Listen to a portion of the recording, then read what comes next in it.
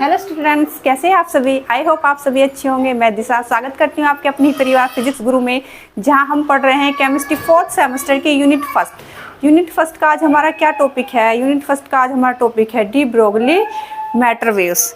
ठीक है बच्चा, जो हमारा आज का टॉपिक है क्या है, डी ब्रोगली मैटर वेव्स। तो डी ब्रोगली से पहले हम एक बात करते हैं एक साइंटिस्ट आइंस्टाइन की। जो आइंस्टाइन थे उन्होंने लाइट रेज के बारे में एक बात बताई थी, शायद वो आपको पता भी होगी लेकिन फिर भी मैं बता देती हूँ। जो उन्होंने बताया था जो लाइट रेज हैं वो ड्यूअल नेचर रखती हैं। क्या रखती हैं? द्वितीय प्रकृति रखती है। क्या एक तो जो लाइट रेज है वो वेव में तो चलती हैं, वो पार्टिकल्स के रूप में भी चलती हैं। ठीक है बच्चा, क्या है जो हमारी लाइट है वो क्या रखती है? ड्यूअल नेचर रखती है, द्वितीय प्रकृति। तो एक तो वो रखते हैं,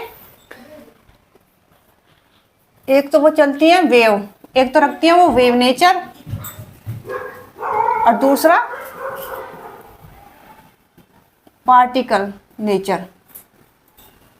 ठीक है, तो अब यही वाली बात जो आइंस्टाइन ने लाइट के बारे में बोली थी, वही बात मैटर के बारे में यानी पदार्थों के बारे में डी ब्रोगली ने बताया था। क्या बताया था? यही बात बताई थी, जैसे कि लाइट रेज का ड्यूअल नेचर होता है वैसे ही मैटर का भी क्या होता है? ड्यूअल नेचर होता है। मैटर भी वेव और पार्टिकल, कैसे वेव और पार्टिकल दोनों नेचर रखते हैं। तो यही बात बताई थी डी ब्रोगली ने।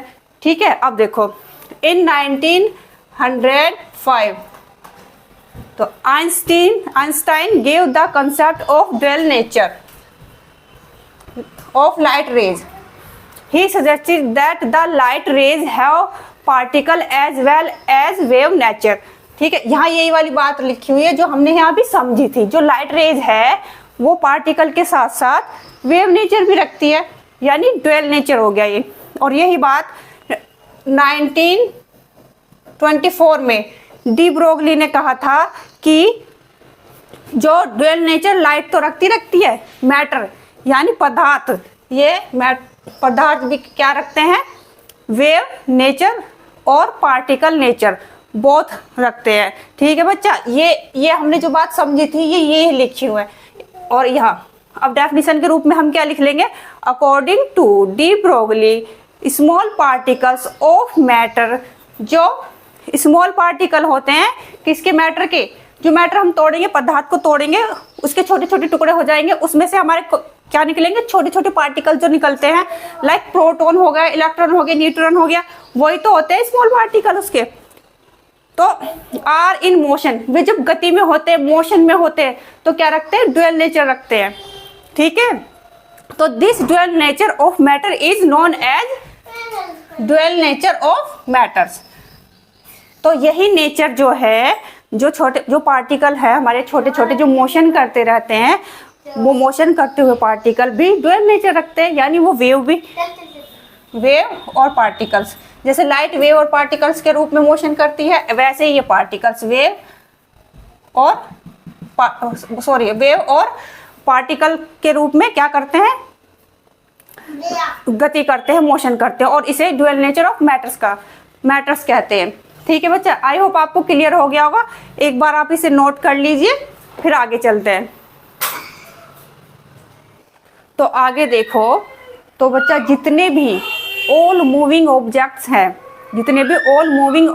हैं उनमें क्या होता है? वेव नेचर होता है। पर जो बड़े ऑब्जेक्ट जो होते हैं उनकी वेवलेंथ क्या होती है? उनकी वेवलेंथ इतनी कम होती है कि हमें उनका वेव नेचर दिखाई नहीं देता, यानी वेव नेचर देखना पॉसिबल है ही नहीं। ठीक है, होता तो है ऑल मूविंग ऑब्जेक्ट में, चाहे वो बड़े हों चाहे छोटे हों, सब में क्या होता है? वेव नेचर होता है। पर जो हमारे बड़े बड़े ऑब्जेक्ट हैं, बड़ी बड़ी बॉडीज है, बड़े बड़े पार्टिकल्स हैं, उनमें हमें वेव नेचर नहीं दिखाई देता। क्यों नहीं दिखाई देता? क्योंकि उसकी जो ये है वेवलेंथ यानी लैम्डा इतनी कम होती है। क्यों कम होती है? Due to mass. इसके कारण, क्योंकि मास बड़ा होगा तो क्या होगा? वेवलेंथ कम होगी। तो इसके कारण हमें बड़े बड़े ऑब्जेक्ट्स में क्या होता है? हमें बड़े ऑब्जेक्ट्स में क्या नहीं दिखता? हमें वेव नेचर नहीं दिखता, पर उनमें भी होता है। जो सूक्ष्म पार्टिकल्स होते हैं उनमें हमें वेव नेचर आसानी से दिखाई दे जाता है, इसमें नहीं दिखाई देता। तो यही बात बच्चा जो हमने भी समझी हुई यहाँ लिखी हुई है, ऑल मूविंग ऑब्जेक्ट्स, ये नोट कर लो आप। All moving objects have wave nature but their wavelength, या उनकी वेव लेंथ यानी lambda is so short that their wave nature can not be known, but their wavelength lambda is too short. ठीक है, तो बहुत lambda जो है, lambda wavelength जो है बहुत कम होने के कारण तो हमें क्या होता है, ड्यू टू उसका जो है लो वैल्यू होने के कारण हमें उसकी वेवलेंथ नहीं दिखाई देती है। ठीक है, जो छोटे पार्टिकल है उनमें हमें इजीली दिख जाता है वेवलेंथ। ठीक है, एक बार इसे अच्छे से नोट करो।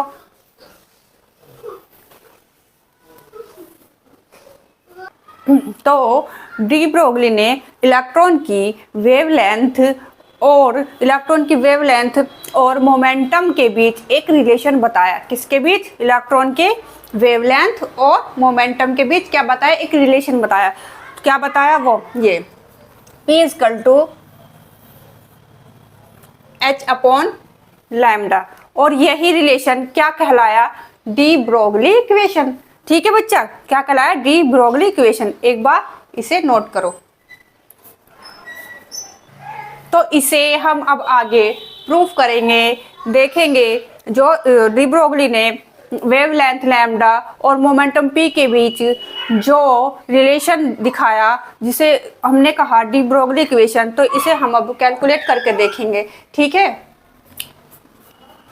तो देखो बच्चा, यदि इलेक्ट्रॉन वेव नेचर में अगर इलेक्ट्रॉन वेव नेचर शो करता है तो उसकी जो एनर्जी होगी वो कितनी होगी? अगर इलेक्ट्रॉन वेव नेचर शो करता है तो इसकी एनर्जी E बराबर h न्यू होगी। तो ये क्या होगी? ये होगी एनर्जी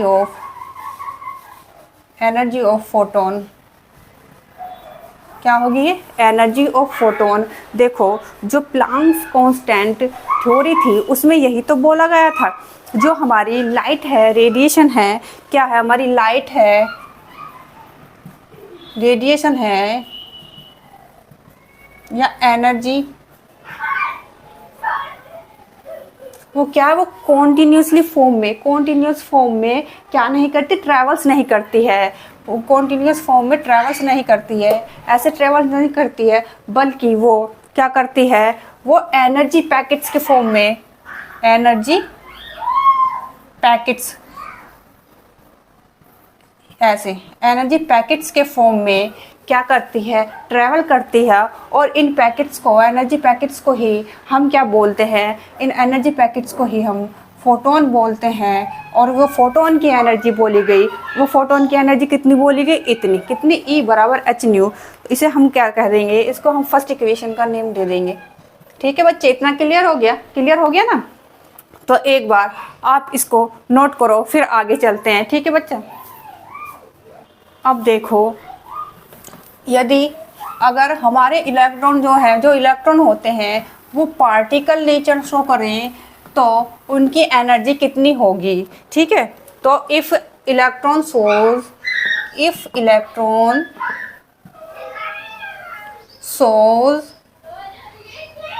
यहाँ तो वेव नेचर शो करा था हमारे इलेक्ट्रॉन ने, अब particle. If electron shows particle nature,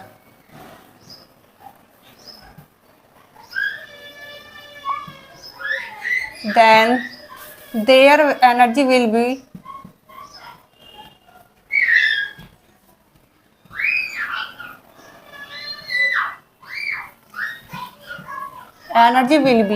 कितनी होगी? E बराबर is equal to mc square. ठीक है, कितनी होगी? E बराबर mc स्क्वायर। तो इसको हम दे देंगे सेकेंड इक्वेशन का नाम। ठीक है, आई होप ये आपको क्लियर हो गया होगा। ये क्या है? ये तो यहाँ तो energy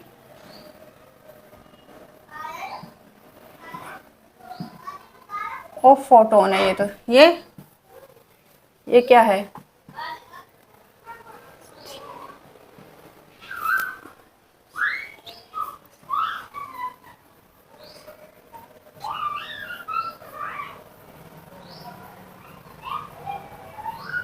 Einstein mass energy equation. एक बार इसका स्क्रीनशॉट लो। तो आइंस्टाइन ने क्या बताया था? आइंस्टाइन ने बताया था अगर मास को एनर्जी में, ठीक है, एनर्जी में, मास को एनर्जी में चेंज कर दे तो क्या एनर्जी बनेगी? तो यही तो बनेगी। तो इसी एनर्जी को क्या कहते हैं? Mass energy equation. इस इक्वेशन को मास एनर्जी इक्वेशन कहते हैं। अब ये नोट कर लिया होगा, नहीं करा तो कर लो बेटा, फिर इन दोनों इक्वेशन की हम कैलकुलेशन करेंगे, ठीक है बच्चा। अब आगे चलो। फ्रॉम, यहाँ लिखेंगे हम from equation first and second, ठीक है। क्या करना है? ई ई सेम है, तो यहाँ से हम क्या ले लेंगे? H nu is equal to m c square, ठीक है। H nu m c square, हमें पता है न्यू क्या है, इधर लिख के बता देती हूँ मैं, इधर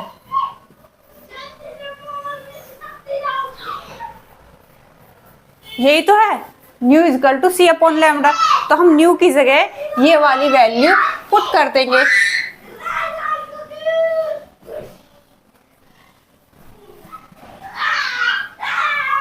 ठीक है बच्चा। तो एक सी यहाँ है, यहाँ दो है, इधर देखो, इसे हम ऐसे भी तो लिख सकते हैं इधर। तो एक सी ना इससे कट जाएगा ये, ठीक है। तो यहाँ क्या बचेगा हमारा? ठीक है, इसे नोट करो एक बार। अब यहाँ सी क्या है? लाइट ऑफ स्पीड, ठीक है। क्या है? लाइट ऑफ स्पीड, यानी प्रकाश की चाल, ठीक है। इसमें कंफ्यूज नहीं होना। अब इससे आगे से हम यहाँ करेंगे, ठीक है। तो आपने फिजिक्स में बच्चों पढ़ाई होगा, जो हमारा P इक्वल टू होता है वो क्या होता है? mv। तो v क्या है? यहाँ हमारी v वेलोसिटी। तो हम यहाँ पर v को स्पीड ऑफ लाइट यानी c से क्या कर देंगे? रिप्लेस कर देंगे। समझ में आया? फिजिक्स में पढ़ाई हमने P इक्वल टू कितना होता है? mv। v क्या है? यहाँ वेलोसिटी, m क्या है? मास, ठीक है। इसे हम क्या कर देंगे? v को c से रिप्लेस कर देंगे। c क्या है? Speed of light. तो रिप्लेस करने के बाद हमारी क्या इक्वेशन बनेगी? p इक्वल टू mc, ये तो बनेगी। तो यहाँ हमारा mc है, नीचे यहाँ जो इक्वेशन आई थी दिख रहा है ना बच्चों, mc। तो यहाँ हम p लिख सकते हैं ना। तो यहाँ क्या आ जाएगा? ठीक है ना। तो अब हम इसे ऐसे भी लिख सकते हैं,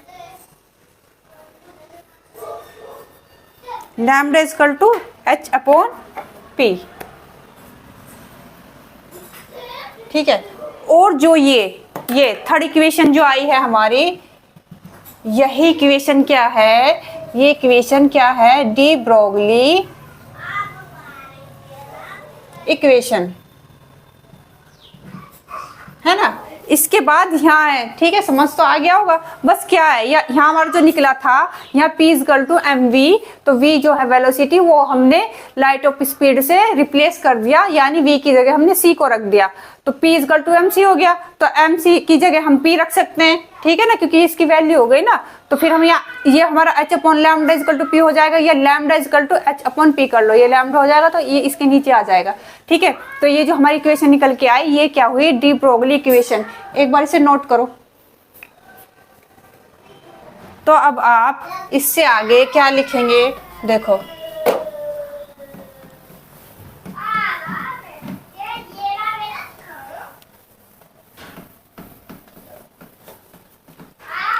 आप यहां लिख लोगे दिस इक्वेशन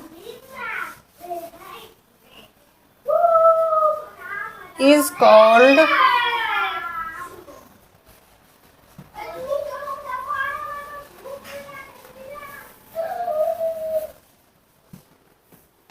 डी ब्रोगली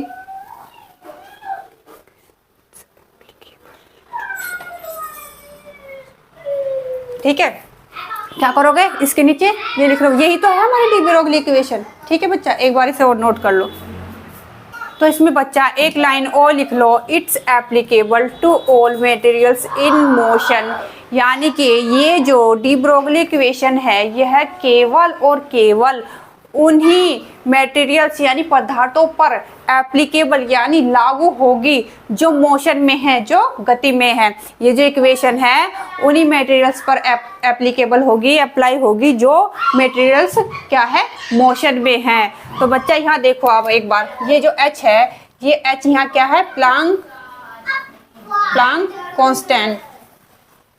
ठीक है, तो यहाँ हमारा क्या आ जाएगा, लैम्डा इनवर्सली प्रोपोर्शनल 1/p। ठीक है, या इसको हम ऐसे भी लिख लेंगे। ठीक है, दिखाई तो दे रहा है ना। ठीक है, चलो एक बार इसको और नोट करो। तो बच्चा अब लास्ट में इसके नीचे एक लाइन और नोट कर लेना, ये वाली, Hence momentum of a moving particle is inversely proportional to its wavelength। यानी कि ये प्रूफ हो गया है, जो हमारे पार्टिकल हैं, मूविंग पार्टिकल का जो मोमेंटम है, जो मोमेंट है मूविंग पार्टिकल का, वो क्या है, इनवर्सली प्रोपोर्शनल किसके है, वेवलेंथ के, जैसा कि यहाँ दिख रहा है। ठीक है, यहाँ पर लिख रहा है जो हमारा मोमेंटम है वो इनवर्सली प्रोपोर्शनल है वेवलेंथ के। तो ये हमारी इक्वेशन, ये जो डी ब्रोगली का ये टॉपिक है, ये हमारा यहाँ क्या हो गया है, फिनिश हो गया है। तो बच्चों इसमें हमने क्या पढ़ा, एक बार क्विक वाला रिवीजन कर लेते हैं ना, मोटा मोटा रिवीजन जो हम करते हैं। तो इसमें हमने क्या क्या पढ़ा, इसमें हमने पढ़ा जो डी ब्रोगली थे उन्होंने क्या बताया, जो हमारे जो मैटर हैं, जो मटेरियल्स हैं, मैटर पार्टिकल्स हैं, लाइक इलेक्ट्रॉन, प्रोटॉन, न्यूट्रॉन। ठीक है, ये जो हैं ये भी क्या रखते हैं, ड्यूअल नेचर रखते हैं। क्या रखते हैं, ड्यूअल नेचर, यानी द्वितीय प्रकृति। ठीक है, द्वितीय प्रकृति रखते हैं क्या। ठीक है, इनमें क्या द्वितीय प्रकृति मतलब इनमें वेव नेचर और क्या, पार्टिकल नेचर क्या होते हैं, दोनों होते हैं। जैसे लाइट में होता है ना वेव और पार्टिकल नेचर, ऐसे ही किस में होता है, मैटर में होता है। ये मटेरियल पदार्थ यानी पदार्थ में होता है। किसने बताया, डी ब्रोगली ने अपने पूरे टॉपिक में यही बताया था। ठीक है बच्चा, आई होप आपको क्लियर हो गया होगा। कल फिर मिलेंगे, एक बार आप प्रैक्टिस जरूर कर लिया करो। एक बार ये नहीं कि एक बार वीडियो देख लिए, एक दो बार आप खुद से भी पढ़ के देखा करो, तभी ये आपको होगा। ठीक है बच्चा, फिर कल मिलेंगे।